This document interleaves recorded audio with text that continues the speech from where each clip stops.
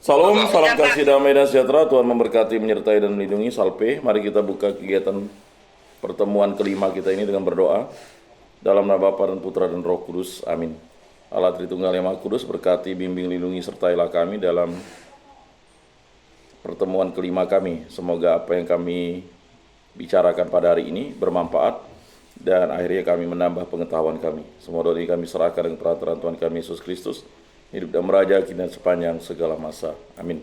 Dalam nama Bapa dan Putra dan Roh Kudus. Amin.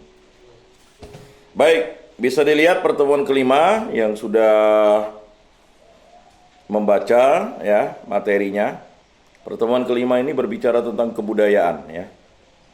Pengertian kebudayaan atau budaya adalah keseluruhan sistem nilai, norma, pengetahuan, adat istiadat, seni, kepercayaan, hukum, dan kebiasaan yang dimiliki oleh suatu kelompok atau masyarakat dan diwariskan dari generasi ke generasi. Nah itu dia. Jadi tolong dihafalkan ya itu ya. Jadi kebudayaan adalah keseluruhan sistem nilai, norma, pengetahuan, adat istiadat, seni, kepercayaan, hukum, dan kebiasaan yang dimiliki oleh suatu kelompok atau masyarakat dan diwariskan dari generasi ke generasi. Kemudian kebudayaan itu mencakup segala aspek kehidupan manusia yang mempengaruhi cara mereka berpikir, bertindak, dan berinteraksi dalam masyarakat. Nah, kalau kalian ini sudah membentuk kebudayaan yang tidak mampu bersaing, lalu kurang berpikir, lalu kurangnya bertindak, dan bahkan kurang berinteraksi, akibatnya kalian akan ditinggalkan oleh zaman. Pada zaman sekarang ini harus cepat berpikir, cepat bertindak, tetapi bertindak dengan bijaksana ya, dan mampu berinteraksi dalam masyarakat. Jadi saya harapkan di bulan Kitab Suci Nasional ini kalian mengikuti semuanya ya. Nah, kemarin hadir semua enggak waktu BKSN, waktu saya moderator? Hadir. Ya. Hadir. Nah, untuk di lingkungan, tolong kalian juga hadir ya, sebagai bentuk semangat, motivasi juga bagi umat. Dan kalian memberikan masukan-masukan, jangan hanya diam ya. Atau kalau memang di asrama, kalian harus buat pertemuan pertama, kedua, ketiga, keempat ya. Baik, selanjutnya unsur-unsur kebudayaan. Kebudayaan itu terdiri dari beberapa unsur yang saling berhubungan dan membentuk kesatuan. Ya. Jadi ada unsur-unsur utama kebudayaan. Yang pertama itu bahasa. Apa itu arti bahasa? Bahasa adalah alat komunikasi yang digunakan oleh anggota masyarakat untuk berinteraksi dan menyampaikan ide, perasaan, serta informasi. Ya, jadi bahasa itu adalah alat komunikasi yang digunakan oleh anggota masyarakat untuk berinteraksi dan menyampaikan ide, perasaan, serta informasi. Nah itu sebenarnya arti bahasa ya. Bahasa itu mencakup bahasa lisan, tulisan, isyarat, dan simbol.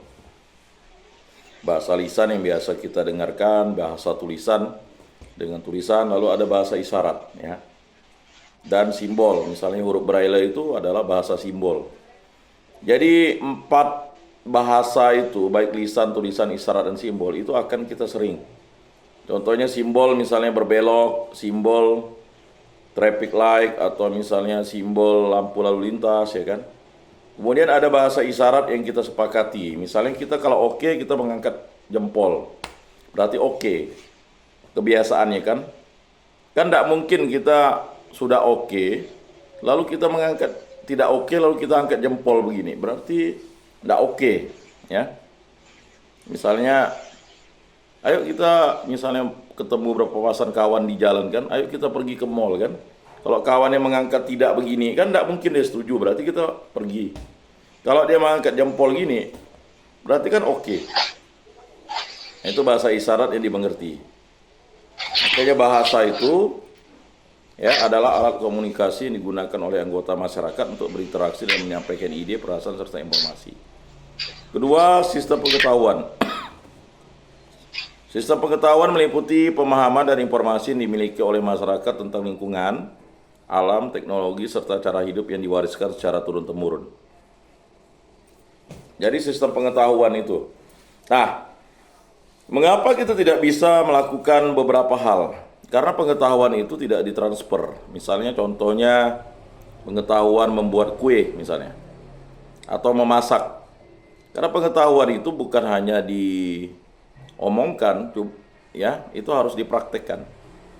Jadi ada pengetahuan-pengetahuan yang mesti ada teori dan prakteknya. Sama seperti kalian nanti jadi guru agama, kalau tidak ada praktek di lapangan menjadi guru, dan dari sekarang tidak mau membantu mengajar sekolah minggu atau misalnya tidak mau memimpin ibadat, ya akan sulit berkembang pengetahuannya. Ya. Ketiga, sistem sosial dan organisasi sosial. Sistem sosial mencakup pola hubungan sosial dalam masyarakat seperti keluarga, kelompok, dan organisasi. Ini termasuk cara masyarakat mengatur interaksi, peran, dan status sosial anggotanya. Ya, peran kalian di status sosial kan sebagai anak. Ya.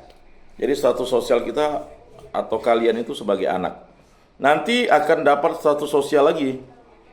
Status sosial sekarang adalah mahasiswa karena kalian belajar di perguruan tinggi. Status kalian kalau misalnya di lingkungan sebagai umat lingkungan. Status kalian misalnya di RT sebagai masyarakat RT. Status kalian ya ada perubahan status begitu. Nah, status sosial itu bisa alamiah maupun bisa dibuat-buat gitu. Misalnya organisasi, ketika kalian masuk BEM lalu menjadi pengurus BEM, lalu ada salah satu terpilih menjadi ketua BEM itu kan buatan-buatan. Artinya organisasi itu dibuat lalu dia menjadi ketua begitu, ya.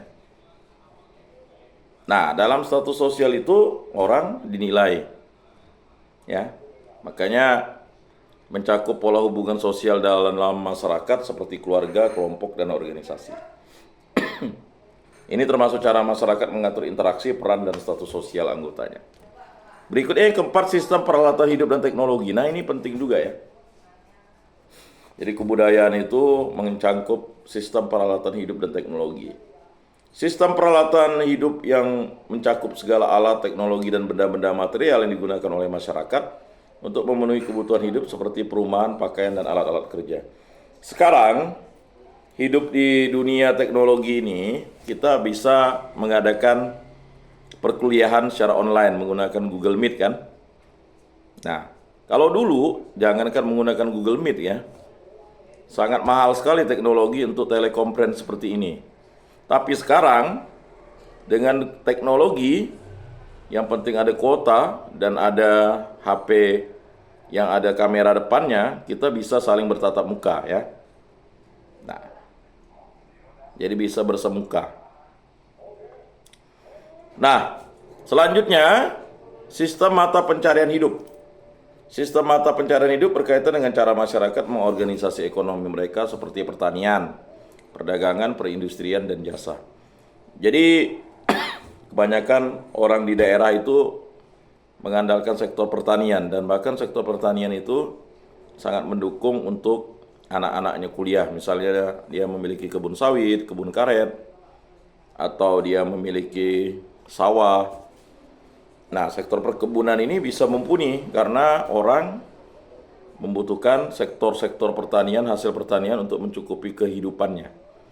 Kemudian perdagangan, ya makanya tidak heran ya perdagangan itu adalah alat di mana terjadinya pertukaran barang dan jasa, ya. Kemudian perindustrian. Nah, industri ya. Jadi kalau di kota-kota besar itu mengandalkan sektor industri dan jasa. Jasa itu bisa ya ngojek, ya, nyupir, pertukangan dan sebagainya, ya jasa yang ditawarkan. Berikutnya sistem religi atau kepercayaan. Nah, ini juga komponen dari kebudayaan. Sistem religi mencakup kepercayaan, upacara, dan praktik spiritual yang dianut oleh masyarakat yang memberikan makna dan tujuan dalam hidup. Ini bisa termasuk agama, mitologi, dan kepercayaan tradisional. Jadi, misalnya yang sudah menjadi budaya dan tradisi kita adalah berdeposi kepada Bunda Maria, ziarah ya. Bulan 5, bulan 10 itu serentak umat Katolik sedunia itu melakukan devosional, ya, berdoa bersama Bunda Maria dan melakukan peziarahan. Maka tidak heran misalnya kalian nanti bulan 5 atau 10 diajak ke tempat devosional yang lebih banyak dikenal adalah gua, ya, Gua Maria, ya. Nah, jadi tempat peziarahan itu adalah semacam kebudayaan Katolik yang sudah melekat pada kita. Nah, ya. Berikutnya kesenian. Kesenian mencakup semua bentuk ekspresi estetika dalam masyarakat seperti seni rupa, musik, tari, teater, sastra, dan kerajinan tangan. Nah, bersyukurlah kalian distakan lengkap, ya. Kecuali seni rupanya, tapi seni rupanya bisa kalau ada UKM yang dibentuk. Kan ada musik di sana, ada tari. Nah, saya kurang tahu apakah distakan ada teater. Lalu sastra. Nah, sastra ini lebih sifatnya, ya, bertutur kitab suci misalnya, itu bisa dikembangkan. Lalu kerajinan tangan, ya, kerajinan tangan semisal membuat, ya, manik-manik, ya, membuat misalnya topi khas Dayak, ya, menganyam dan sebagainya. Nah, mengapa itu penting? Karena itu sangat berhubungan dengan kebudayaan. Kesenian adalah salah satu cara masyarakat mengekspresikan identitas dan nilai-nilai budaya mereka. Nah, itu. Jadi, saudara-saudari yang terkasih, ya, itulah, ya, unsur-unsur kebudayaan. Yang pertama bahasa, 2 sistem pengetahuan, 3 sistem sosial dan organisasi sosial, ya. Kemudian sistem peralatan hidup dan teknologi, sistem mata pencarian hidup, sistem religi atau kepercayaan, kesenian. Nah, ini bisa dikembangkan menjadi skripsi kalian atau tesis kalian atau jurnal ilmiah nantinya. Jadi dasar inilah untuk mengembangkan ke arah, ya, menghasilkan karya tulis kalian itu. Karya tulis itu kan sifatnya seperti makalah, ya. Jadi makalah itu dihasilkan dari, ya, hal-hal kebudayaan yang tadi sudah disampaikan.